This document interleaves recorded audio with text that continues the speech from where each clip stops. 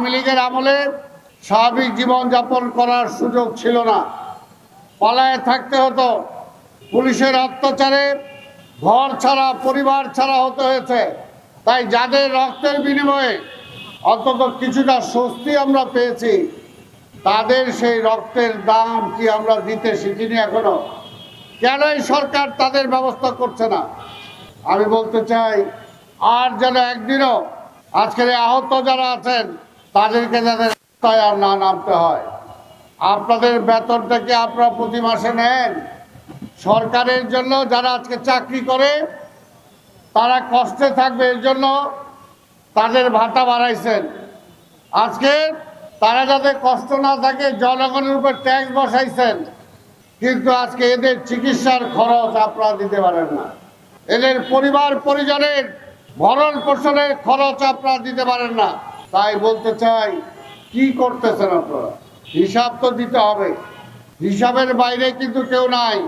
6 মাস কি করছেন হিসাবটা দেন।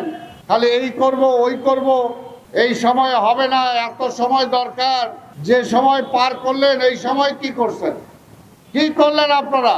একটাই ছিল, আজকে পরিষ্কার যেটা ছিল, যে আপনারা একটা নির্বাচিত সরকারের কাছে গ্রহণযোগ্য নির্বাচনের মাধ্যমে, অংশগ্রহণমূলক নির্বাচনের মাধ্যমে একটা নির্বাচন উপহার দেবেন। এর আগে এই নির্বাচনকে গ্রহণযোগ্য করার জন্য যতটুকু সংস্কার করার সেই সংস্কারটা আপনারা করবেন। আরেকটা কাজ হলো যে সরকারের প্রতিদিনের যে কাজ, সেই কাজটা আপনারা করবেন। এই 3টা কাজের মধ্যে কোন কাজটা আপনারা করতে পারছেন? প্রতিদিন তো আপনার জীবনের রুটিন পাল্টায় নাই, কিন্তু নাগরিক জীবনের যে কষ্ট, সেই কষ্ট তো দূর করতে পারেন নাই। পাশাপাশি বলতে চাই, বিনা বিচারে মানুষ মারা যায়, কিন্তু যারা গণহত্যা করেছে এই দেশে, মানুষের সম্পদ লুট করেছে, ব্যাংক লুট করেছে, একটা বিচার এখন পর্যন্ত করতে পারেন নাই। 6 মাস লাগে না একটা বিচার করতে। শেখ হাসিনা যে গণহত্যা চালিয়েছে, তার দোসর যারা ছিল, যারা গণহত্যা চালিয়েছে, এটা প্রমাণ করতে কি 60 বছর লাগবে?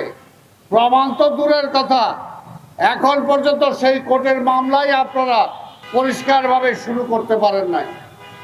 তাহলে কি করতেছেন আপনারা?